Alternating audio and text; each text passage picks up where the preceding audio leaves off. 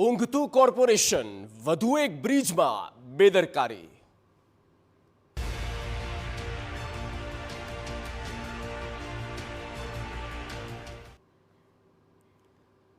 અમદાવાદમાં વધુ એક બ્રિજમાં જોવા મળી તંત્રની બેદરકારી.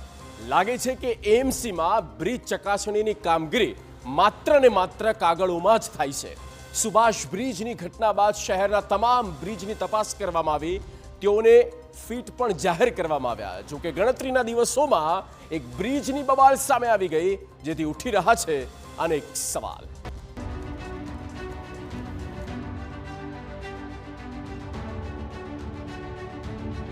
વધુ એક બ્રિજમાં બેદરકારી.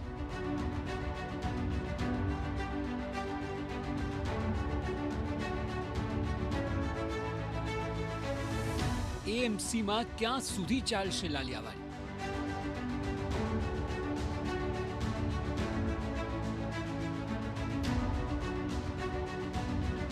મીડિયાના અહેવાલ બાદ જ કેમ જાગી છે એએમસી?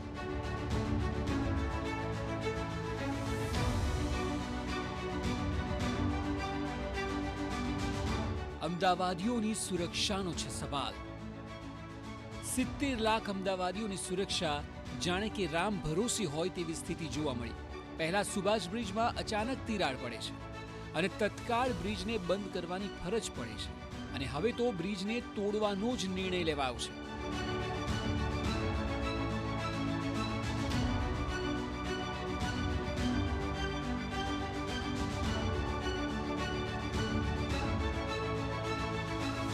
આ વચ્ચે અમદાવાદના વધુ એક બ્રિજની હાલત જુઓ.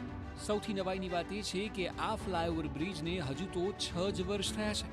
શહેરના સૌથી વ્યસ્ત ગણાતા આશ્રમ રોડ પર આવેલો ઇન્કમટેક્સ ફ્લાયઓવર હવે વાહન ચાલકો માટે જોખમી સાબિત થઈ શકે છે. માત્ર 6 વર્ષ પહેલા બનેલા બ્રિજના જોઈન્ટ એક્સપાન્શન તૂટી જતા તંત્રની કામગીરી સામે રોષ જોવા મળી રહ્યો છે. અમદાવાદમાં એક પછી એક અલગ અલગ બ્રિજમાં નાની મોટી ખામી સર્જાવાની ઘટનાઓ સામે આવી રહી છે, ત્યારે વધુ એક બ્રિજ ઇન્કમટેક્સ બ્રિજમાં જે લગાવવામાં આવેલી સાંધામાં લગાવવામાં આવેલી જે પ્લેટો છે તે પ્લેટોમાં ખામી સર્જાઈ હોય તે પ્રકારની ઘટના સામે આવી હતી. પ્લેટમાં લગાવવામાં આવેલા જે બોલ્ટ છે તે બોલ્ટ નીકળી ગયા હતા. જે બોલ્ટ છે તેને હાલમાં તમામ બોલ્ટને કાઢી દેવામાં આવ્યા છે. મહત્ત્વની બાબત એ છે કે આખરે હિપોક્સી લગાવવામાં આવે તો કયા પ્રકારે આ બોલ્ટ નીકળી શકે તે સૌથી મોટો પ્રશ્ન છે. સાથે જ જોઈએ તો જે કામગીરી કરવામાં આવી છે તેની સામે પણ એટલા માટે સવાલ ઊભા થઈ રહ્યા છે કારણ કે વર્ષ 2019માં બ્રિજનું નિર્માણ કરવામાં આવ્યું હતું. માત્ર 6 થી 7 વર્ષના સમયમાં આ પ્રકારનું મહત્ત્વનું રિપેરિંગ કરવાની ફરજ પડે, અવારનવાર પડે, તે ખૂબ જ શરમજનક બાબત ગણી શકાય. શરમજનક બાબત તો છે, પરંતુ એએમસીના અધિકારીઓને ક્યાં શરમ આવે છે, જેથી બ્રિજ બનાવતી કંપનીને બચાવવાની કોશિશ થઈ રહી છે. રોડ એન્ડ બિલ્ડિંગ કમિટીના ચેરમેન પોતે કંપનીને છાવરવાનો પ્રયાસ કરી રહ્યા છે. તેઓનું કહેવું છે કે બ્રિજમાં સામાન્ય રિપેરિંગ છે, જે વોરંટીમાં કોન્ટ્રાક્ટર કરી આપશે. એએમસીના અધિકારીઓ દ્વારા નિરીક્ષણ દરમિયાન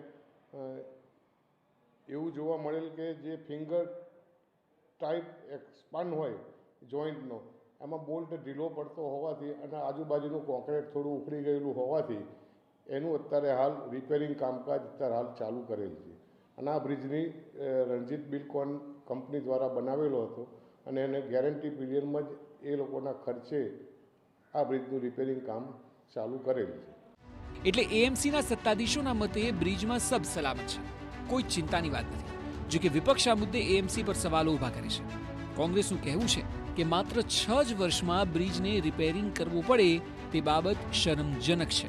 કોન્ટ્રાક્ટર અને સાથે સાથે અધિકારીઓની મિલીભગતથી જ આવા કામ થાય છે. બ્રિજની ઉપર આખા ખિલ્લા હોય, ઉખડી ગયા હોય, એનો જે બોલ્ટ છે એ પણ નીકળી ગયો હોય. હું માનું છું કે આ બહુ ગોજારી ઘટના, તો ઈશ્વરનું માનવું, ઈશ્વરનો પાડ માનીએ કે મીડિયાના માધ્યમથી આપણને જાણવા મળ્યું કે આવી પરિસ્થિતિ ઊભી થઈ છે.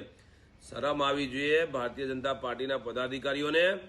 લોકાર્પણ 2019માં માનનીય ગૃહમંત્રીશ્રી દ્વારા કરવામાં આવે અને ત્યાર પછી જો 6 જ વર્ષની અંદર બ્રિજની આ હાલત થાય, હું માનું છું આની અંદર સંડોવાયેલા જેટલા પણ લોકોએ જે તે સમયના દરેકને બ્લેકલિસ્ટ કર્યો અને તેમને જેલ ભેગા કરવા જોઈએ.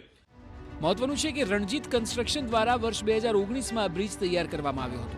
ત્યારે અહીં સૌથી મોટો સવાલ એ છે કે માત્ર 6-7 વર્ષમાં જ બ્રિજ ખસ્તા હાલતમાં કેમ છે અને કંપની દ્વારા માત્ર 10 વર્ષની વોરંટી જ આપવામાં આવી તો બ્રિજમાં વોરંટી પીરિયડ ઘટાડવામાં કોનો લાભ તે પણ એક સવાલ છે. અમદાવાદથી જિગ્નેશ પટેલ સાથે બ્યુરો રિપોર્ટ TV9.